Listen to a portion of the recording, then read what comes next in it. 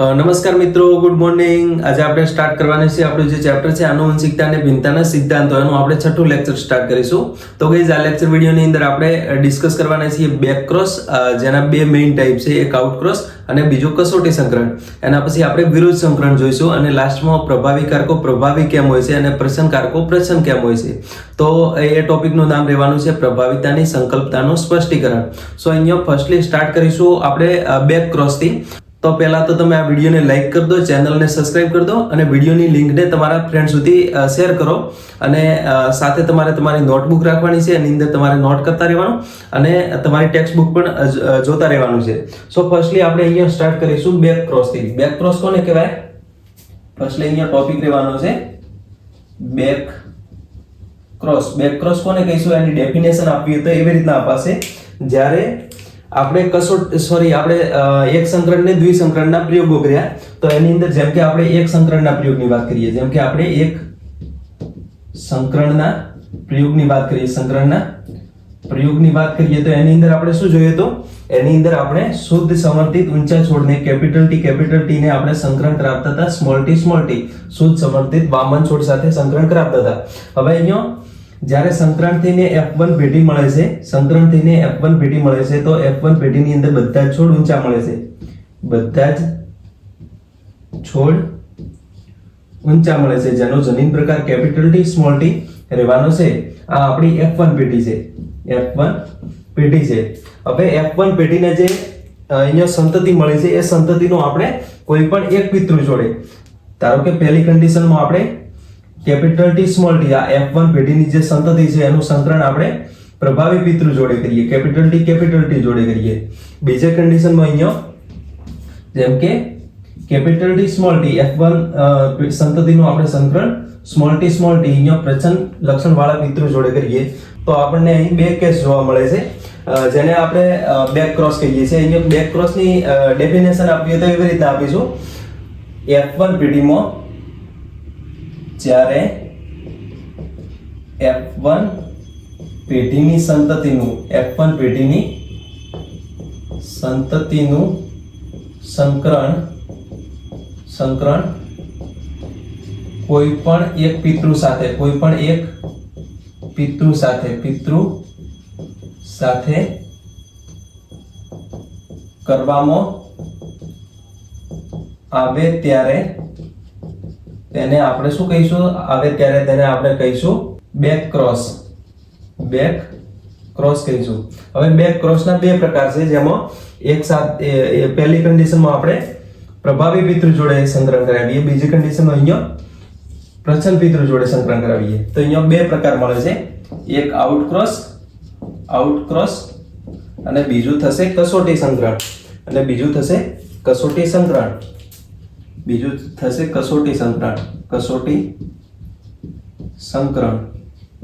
હવે out cross કોને કહીશું? તો અહીંયા આઉટ ક્રોસ એને કહીશું જેમાં F1 પેઢીના છોડનું, આ F1 પેઢીનો છોડ છે એનું સંકરણ આપણે કરાયું પ્રભાવી પિતૃ જોડે, પ્રભાવી લક્ષણો વાળા પિતૃ જોડે કરાયું, તો એના જે સંકરણનું નામ આપીશું આપણે આઉટ ક્રોસ. તો અહીંયા જ્યારે F1 સંતતિનું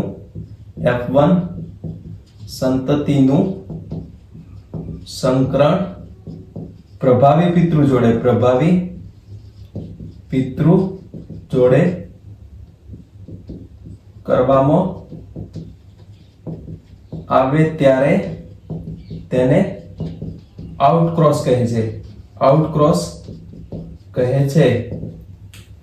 અહીંયા આપણે સંકરણ કેવી રીતના કર્યું? તો અહીંયા તમે જોઈ શકો છો, કેપિટલ ટી સ્મોલ ટી, આપણો F1 પેઢીનો છોડ, એનું સંકરણ આપણે કેપિટલ ટી જોડે કર્યું, તો એનો આપણે કહીશું આઉટ ક્રોસ. એમાં જે સંતતિ મળવાની છે બધી પ્રભાવી મળવાની છે. જેમ કે અહીંયા તમે જોઈ શકો છો, આનો બે જન્યુ મળશે, બે પ્રકારના જન્યુ, એમાં કેપિટલ ટી સ્મોલ ટી, આનો એક જ પ્રકારનો જન્યુ મળશે. તો અહીંયા કેપિટલ ટી નો એક વખત થશે એટલે કેપિટલ ટી આપણને મળશે, અને બીજો જે આપણને F1 પેઢીની અંદર સ્વરૂપ પ્રકાર મળ્યો હતો એ આપણને જનીન પ્રકારને સ્વરૂપ પ્રકાર મળવાના છે. તો અહીંયા આ બધા જ છોડ પ્રભાવી લક્ષણો ધરાવતા થશે. તો આને આપણે કહીશું સંકરણના અંતે બધા જ પ્રભાવી લક્ષણ વાળી સંતતિ મળે, બધી જ પ્રભાવી લક્ષણ વાળી સંતતિ મળે. જેમ કે અહીંયા આપણને બધા જ ઊંચા છોડ મળે છે. તો આવી રીતના આ થઈ ગયો આઉટક્રોસ. એના પછી આપણે જોઈએ કસોટી સંકરણ. તો કસોટી સંકરણમાં અહીંયા શું કરીએ, તો અહીંયા પ્રભાવી પિતૃ જોડે. કસોટી સંકરણમાં કરવાનું છે આપણે પ્રચંડ પિતૃ જોડે.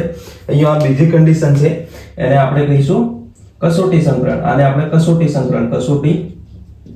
સંકરણ કહીશું.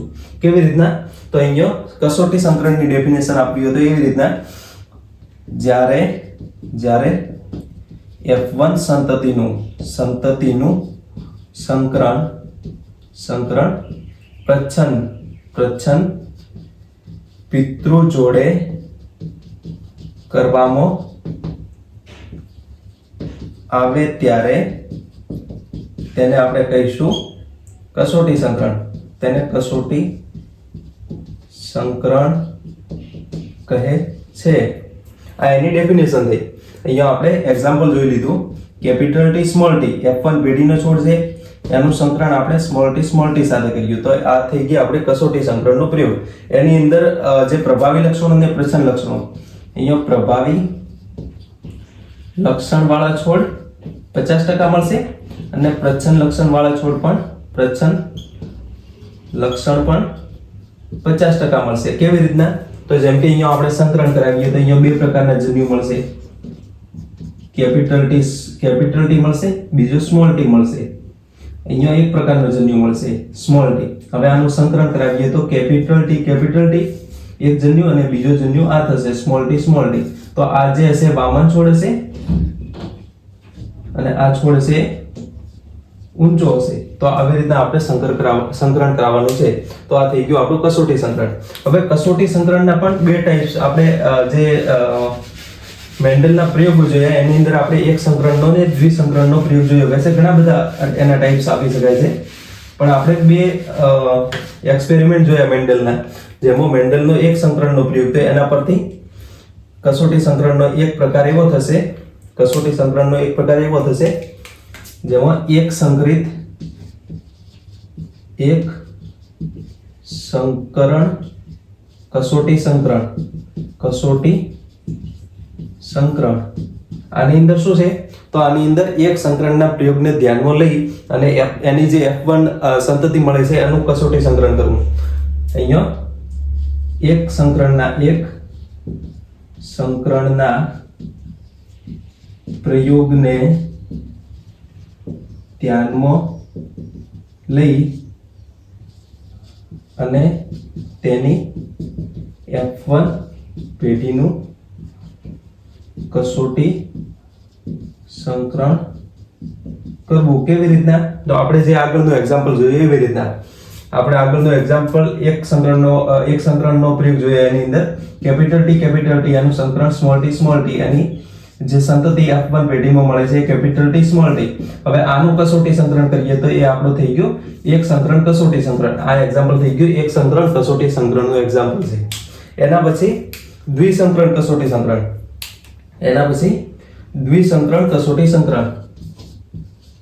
દ્વિસંકરણ કસોટી સંકરણ કોને કહીશું, તો અહીંયા એક સંકરણના પ્રયોગને, એટલે બે સંકરણના પ્રયોગને ધ્યાનમાં લેવાનો છે. અહીંયા દ્વિસંકરણના પ્રયોગને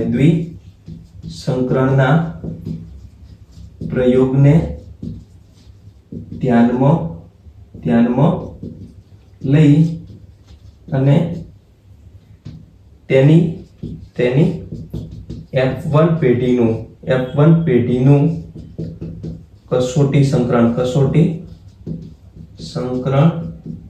કરવું. એને આપણે કહીશું દ્વિસંકરણ કસોટી સંકરણ. જેમ કે કેવી રીતના, તો અહીંયા જેમ કે એનો એક્ઝામ્પલ છે આપણે દ્વિસંકરણના પ્રયોગની અંદર જોઈએ તો ગોળ બીજવાળા પીળા રંગવાળા, ગોળ અને પીળા બીજ એનું સંકરણ આપણે કર્યું હતું ખરબચડા અને લીલા બીજ. આવી રીતના એનું સંકરણ આપણે કર્યું હતું, જેમાં એક આ છોડ બીજો આ છોડ. જેમ કે આને આપણે નર લીધો, આને આપણે માદા લીધો. તો આનો સંકરણ કરવાથી આપણને F1 પેઢીમાં શું મળતું હતું, આનું સંકલન કરવાથી F1 પેઢીની અંદર આપણને છોડ મળતા હતા capital R small r, capital Y small r. આવી રીતના આપણને પીળા ગોળ અને પીળા બીજ મળતા હતા, ગોળ અને પીળા બીજ મળતા હતા, પણ આ વિષમ યુગ્મી હતા, આ વિષમ યુગ્મી હતા. હવે આનું સંકરણ પ્રચ્છન્ન પિતૃ એટલે આના સાથે કરવામાં આવે. આ જે આપણને F1 પેઢી મળી છે, F1 પેઢીનું સંકરણ પ્રચ્છન્ન પિતૃ એટલે આના સાથે કરવામાં આવે તો એને આપણે કહીશું small r small y small y. તો એને આપણે કહીશું દ્વિસંકરણ કસોટી સંકરણ, એને આપણે કહીશું દ્વિસંકરણ કસોટી સંકરણ. આ તમને સમજમાં આવી ગયું છે. હવે કસોટી સંકરણનો ઉપયોગ શું છે? તો કસોટી સંકરણનો ઉપયોગ આપણે વાત કરીએ તો કોઈ પણ અજ્ઞાત જનીન પ્રકાર ધરાવતા કસોટી સંકરણનો ઉપયોગ કોઈ પણ અજ્ઞાત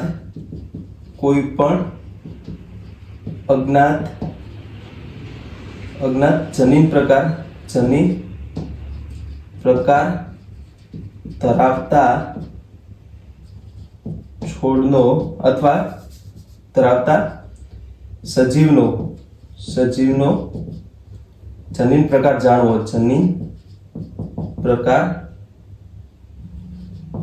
જાણવો, કેવી રીતના?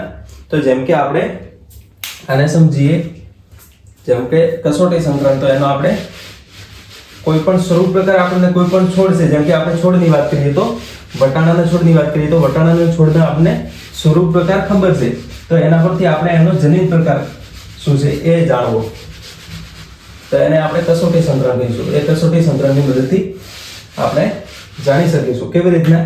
તો જેમ કે આપણે એક સંકરણના પ્રયોગમાં કેપિટલ T સ્મોલ t આનું સંકરણ સ્મોલ t સાથે કરાવ્યું તો F1 પેઢીની અંદર આપણને કેપિટલ T સ્મોલ t મળ્યા. હવે આનું આપણે સ્વફલન કરાવ્યું તો capital T small t cross capital T small t, આનું સ્વફલન કરાવવાથી આપણને F2 પેઢી મળે, આ જે છોડ છે એનો સ્વરૂપ પ્રકાર શું હતો? આ જનીન પ્રકાર આરો થઈ ગયો, પણ સ્વરૂપ પ્રકાર ઊંચા છોડ હતો, ઊંચા છોડ. હવે F2 પેઢીની અંદર આપણને ચાર છોડ મળે છે, જેમાં બે પ્રકારના મેઇનલી છોડ હોય છે, કેપિટલ T સ્મોલ t, એક કેપિટલ T, બીજો અહીંયા વિષમ યુગ્મી કેપિટલ T સ્મોલ t છે, ત્રીજો કેપિટલ T સ્મોલ t અને ચોથો સ્મોલ t. તો અહીંયા આ જે ત્રણ છોડ હશે, પહેલા ત્રણ છોડ હશે એ ઊંચા છોડ હશે અને આ જે છોડ છે એ વામન છોડ હશે. હવે વામન છોડ જે છોડ છે એને આપણે કહી શકીએ કે એનો જે જનીન પ્રકાર હશે સ્મોલ t છે, કેમ કે વામનતા માટે સમયુગ્મી પ્રચ્છન્નકારક જરૂરી છે, પણ અહીંયા ઊંચા જે છોડ છે, ઊંચા છોડમાં બે પ્રકારના જનીન પ્રકાર છે, એક કેપિટલ T સમયુગ્મી છે, સમયુગ્મી ઊંચા છોડ છે, અને આ જે બે છે એ વિષમ યુગ્મી ઊંચા છોડ છે. તો આમાંથી આપણને દેખીને અથવા આપણે સ્વરૂપ પ્રકાર જોઈને અંદાજો નહીં લગાવી શકીએ કે કયો છોડ સમયુગ્મી છે અથવા કયો છોડ વિષમ યુગ્મી ઊંચો છે. તો એના માટે આપણે કસોટી સંકરણ કરવાનું, જેની અંદર શું કરવાનું? તો જેમ કે આ એક ઊંચો છોડ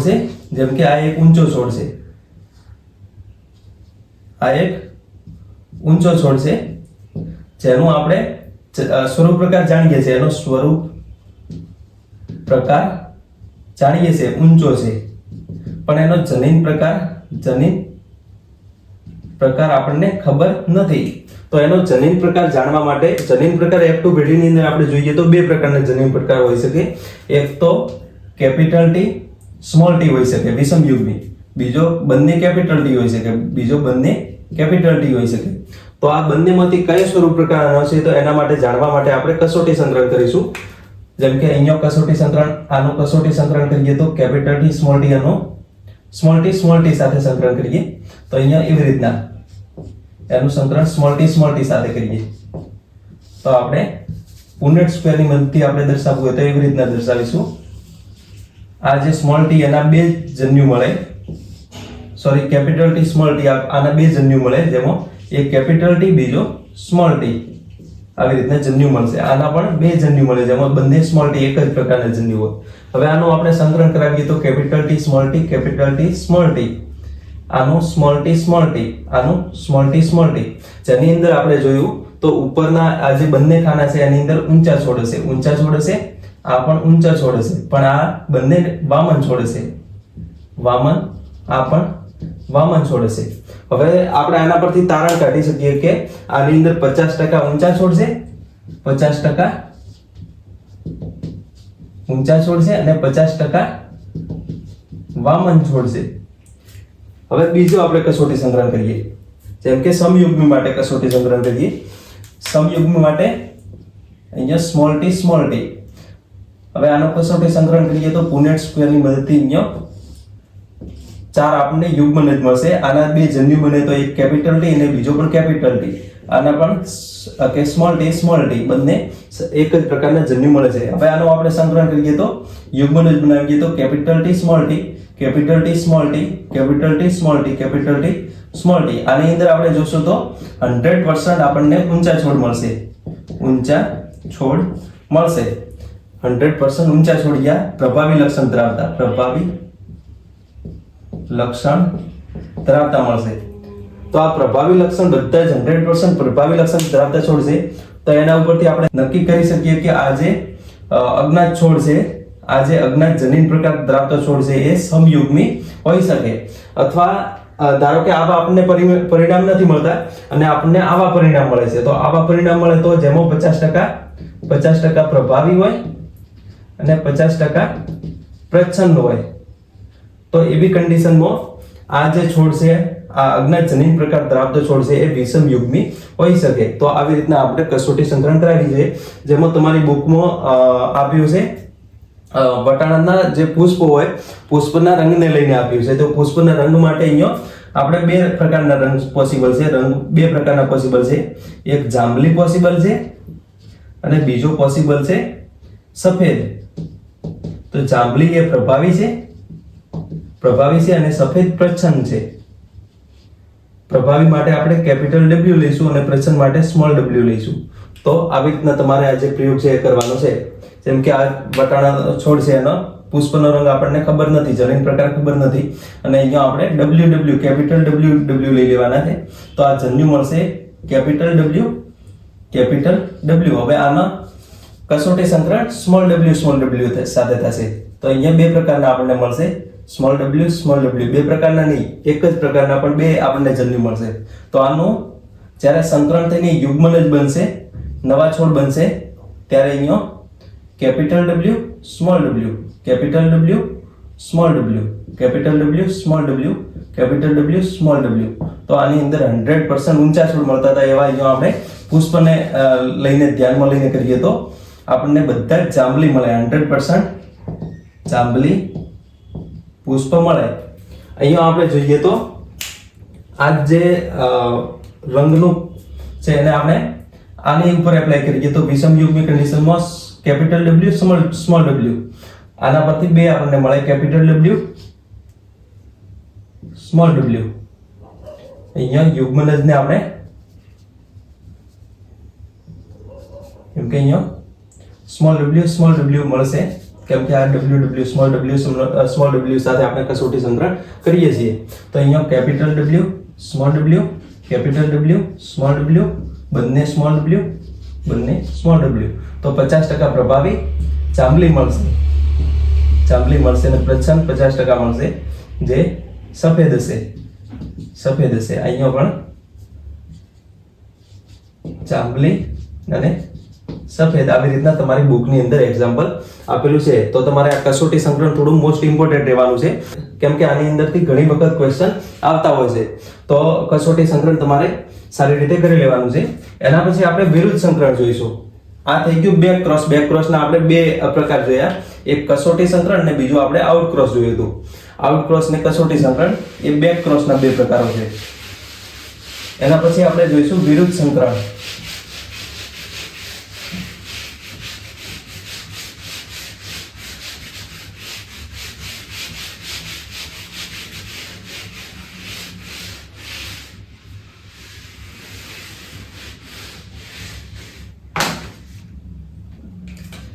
બીજો ટોપિક લેવાનો છે વિરુદ્ધ સંકરણ.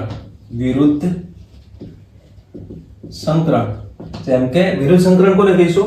તો વિરુદ્ધ સંકરણ માટે જેમ કે આપણે એક સંકરણના પ્રયોગની અંદર જોયું એવી રીતના આપણે કેપિટલ ટી સ્મોલ ટી આનું સંકરણ સ્મોલ ટી જોડે કરી દઈએ તો આપણે આની અંદર આપણે આ છોડને નર છોડ તરીકે લઈએ, આ છોડને માદા છોડ તરીકે. F1 સંતતિમાં કેપિટલ ટી સ્મોલ ટી આવી રીતના આપણને F1 પેઢીમાં આપણને આવી રીતના મળવાનો છે. સંતતિ આવી રીતના મળવાની છે જેનો જનીન પ્રકાર અને સ્વરૂપ પ્રકાર હશે ઊંચો. આ જનીન પ્રકાર અને સ્વરૂપ પ્રકાર હશે ઊંચો. પણ ધારો કે આ બંને નર ને માદા એને આપણે ઉલટાવીને લખી દઈએ તો એ થઈ ગયું એનું વિરુદ્ધ સંકરણ. તો આનું વિરુદ્ધ સંકરણ શું થશે? તો આનું વિરુદ્ધ સંકરણ થશે જેમ કે કેપિટલ ટી સ્મોલ ટી એને આપણે માદા તરીકે લઈએ અને સામેવાળો બીજો જે સ્મોલ ટી છોડ છે એને આપણે નર તરીકે લઈએ.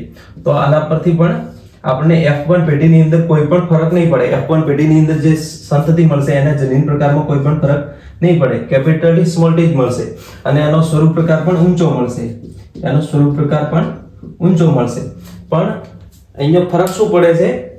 અહીંયા ફરક પડે છે વિરુદ્ધ સંકરણ કરવાથી. અહીંયા જેમ કે કોષ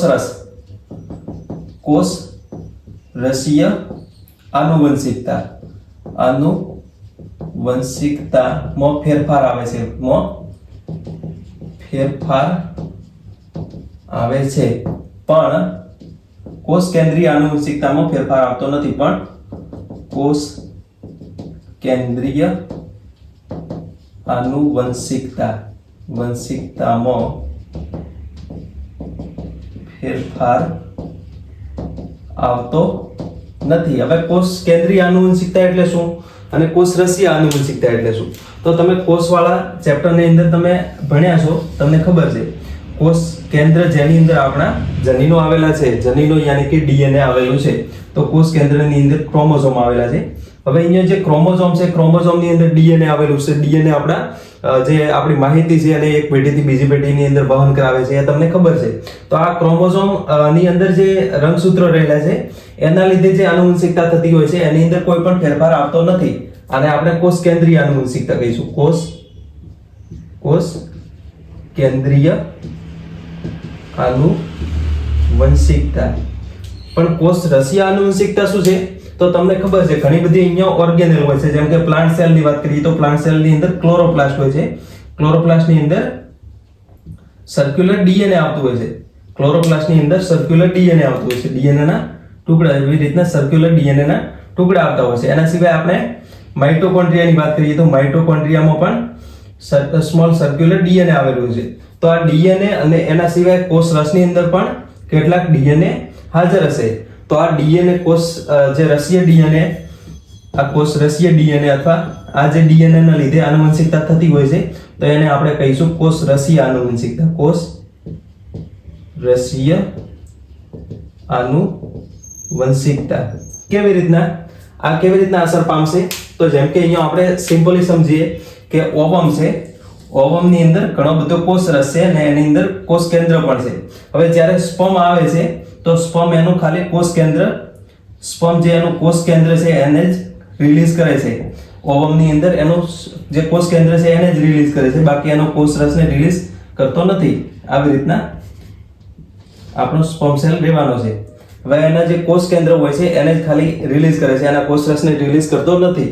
તો એ જે કોષ રસી આની અંદર જે કોષ રસ છે તો એના લીધે જે આનુવંશિકતા હતી એ ઓન્લી માદાના કોષ રસના લીધે જ આવશે. તો આપણે અહીંયા માદાનો જે નર ને માદા છે તો એને ચેન્જ કરી દઈએ તો એના લીધે જે આનુવંશિકતા આવતી હતી એ ચેન્જ થશે. તો આને આપણે કહીશું વિરુદ્ધ સંકરણ. વિરુદ્ધ સંકરણની અગર ડેફિનેશન આપીએ તો એવી રીતના નર ને માદા, નર અને માદાને અદલ બદલ કરી અને સંકરણ કરવામાં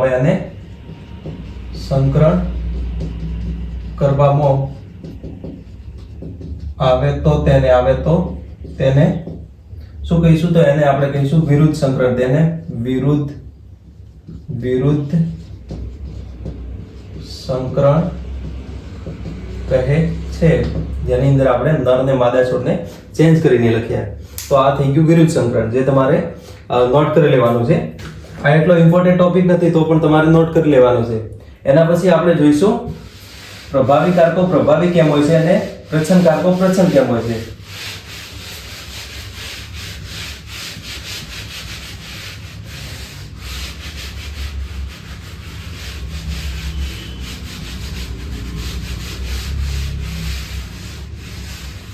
આની અંદરથી પણ ક્વેશ્ચન બનતા નથી તો પણ આ એક ઇમ્પોર્ટન્ટ ટોપિક છે, કેમ કે તમારે સમજવું જરૂરી હોય છે પ્રભાવી કારકો પ્રભાવી કેમ હોય છે અને પ્રચ્છન્ન કારકો પ્રચ્છન્ન કેમ હોય છે. તો ટોપિકનું નામ છે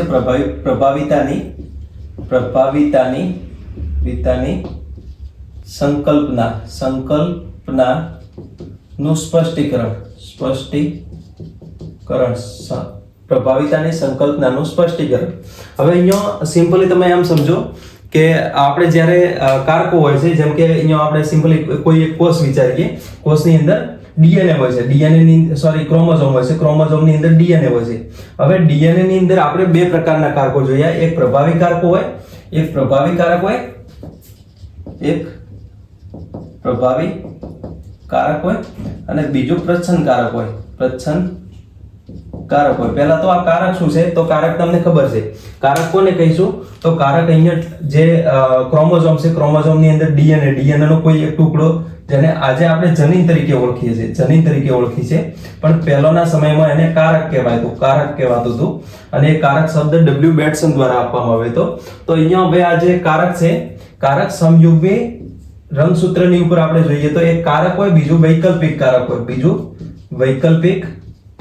કારક હોય.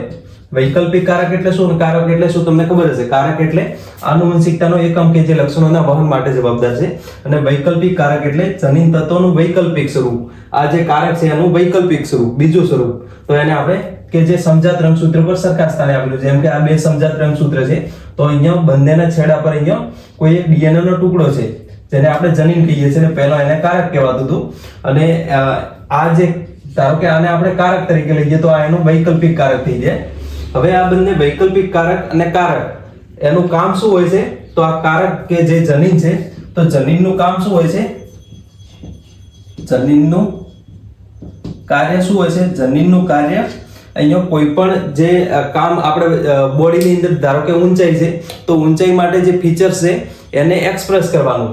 કેવી રીતના એક્સપ્રેસ કરશે, તો આ જે જનીન છે એની અંદર ડીએનએ હશે, ડીએનએ રેપ્લિકેશન કરીને નવો ડીએનએ બનાવે છે, પણ અહીંયા ટ્રાન્સક્રિપ્શન કરી જેને આપણે પ્રત્યાંકન, આગળના ચેપ્ટરની અંદર આ બધી વસ્તુ જોવાના છીએ. પ્રત્યાંકન કરી અને બનાવશે, અહીંયા પ્રત્યાંકન કરીને અહીંયા કોઈ એક મેસેન્જર આરએનએ બનાવશે. હવે મેસેન્જર આરએનએ જે આગળ જઈને ટ્રાન્સલેશન કરશે, આગળ જઈને ભાષાંતર, આપણે ગુજરાતીમાં લખીએ તો ભાષાંતર કરી અને પ્રોટીન બનાવશે. શું બનાવશે? પ્રોટીન બનાવશે. હવે આ જે પ્રોટીન છે, પ્રોટીન કોઈ પણ જે લક્ષણ છે એના એક્સપ્રેશન માટે જવાબદાર છે. જેમ કે અહીંયા કોઈ એક પ્રક્રિયા, આપણી બોડીની અંદર કોઈ પ્રક્રિયા થાય છે, જેની અંદર સબસ્ટ્રેટ એસ એ પ્રોડક્ટની અંદર રૂપાંતર થાય છે. તો આ પ્રોડક્ટની અંદર રૂપાંતર કરવા માટે આપણે બાયોમોલિક્યુલ વાળા ચેપ્ટરની અંદર જોઈએ તો મોટા ભાગની આપણી જે જૈવિક ક્રિયાઓ છે એ એન્ઝાઇમ દ્વારા કેટાલાઇઝ હોય છે. તો એની અંદર એન્ઝાઇમ આવતો હોય છે. એન્ઝાઇમમાં જે પ્રક્રિયા છે એને કેટાલાઇઝ કરીને પ્રોડક્ટ પી ની અંદર તરત કન્વર્ટ કરી દેતો હોય છે. હવે આ પ્રોડક્ટ પી ની અંદર કન્વર્ટ કરશે તો આ એન્ઝાઇમને બનાવવા વાળું જે જનીન છે એ અહીંયા, જેમ કે આ કારક છે, તો કારક અને આપણે જનીન હવે કહીશું. તો આ જે જનીન છે, જનીન 3 પ્રકારે કાર્ય કરશે. આ જે જનીન છે 3 પ્રકારે કાર્ય કરશે. જનીન, જેમ કે અહીંયા આપણે સિમ્પલી વિચારીએ કે આ ડીએનએ નો જનીનનો ટુકડો છે. હવે જનીનનો ટુકડો શું કરશે, તો ટ્રાન્સક્રિપ્શન કરીને મેસેન્જર આરએનએ બનાવશે. મેસેન્જર આરએનએ જે ભાષાંતર કરીને પ્રોટીન બનાવશે. હવે પ્રોટીન આપણો એક ટાઈપનો એન્ઝાઇમ છે, જેમ કે પ્રોટીન આપણો કોઈ એન્ઝાઇમ છે અને એ આપણી આ જે પ્રક્રિયા છે એને થવા માટે રિસ્પોન્સિબલ છે. હવે આમાં 3 કન્ડિશન પોસિબલ છે, જેમાં પ્રોટીન એન્ઝાઇમ હશે, જેમાં એન્ઝાઇમ અથવા આપણે ઉત્સેચક બોલીએ, ઉત્સેચક છે એ 3 રીતે કામ કરશે. એક નોર્મલી કામ કરશે, નોર્મલ એના જે ફંક્શન છે નોર્મલ એનું કાર્ય કરશે. બીજી કન્ડિશન એવી છે જેની અંદર જે પ્રોટીન છે કાર્યક્ષમ નહીં હોય. બીજી કન્ડિશન એવી છે જેની અંદર એન્ઝાઇમ અથવા ઉત્સેચક કાર્યક્ષમ નથી.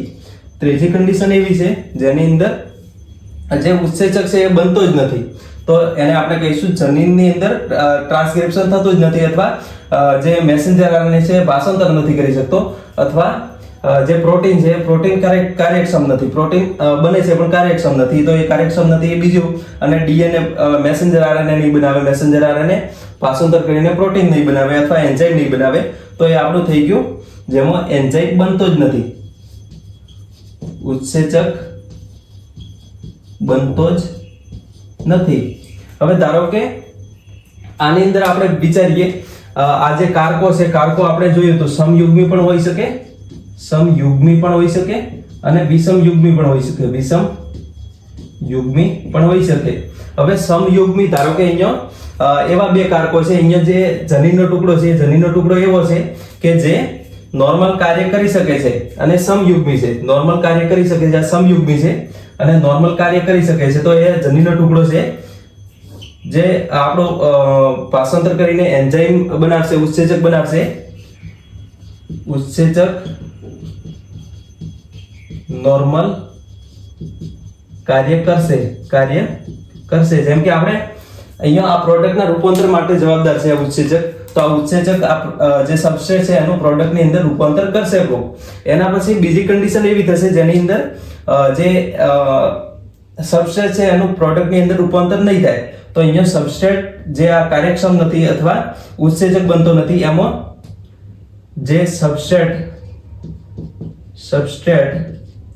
એનું પ્રોડક્ટની અંદર કન્વર્ટ નહીં થાય, એનું પ્રોડક્ટની અંદર કન્વર્ટ નહીં થાય, આ કન્ડિશનમાં પ્રોડક્ટની અંદર કન્વર્ટ નહીં થાય, તો આ જે કાર્યક્ષમ નથી અથવા ઉત્સેચક બનતો જ નથી, તો એના માટે જે જવાબદાર કારક છે એને આપણે પ્રચ્છન્નકારક કહીશું, અને નોર્મલ કાર્ય કરશે તો એને આપણે પ્રભાવી કારક કહીશું.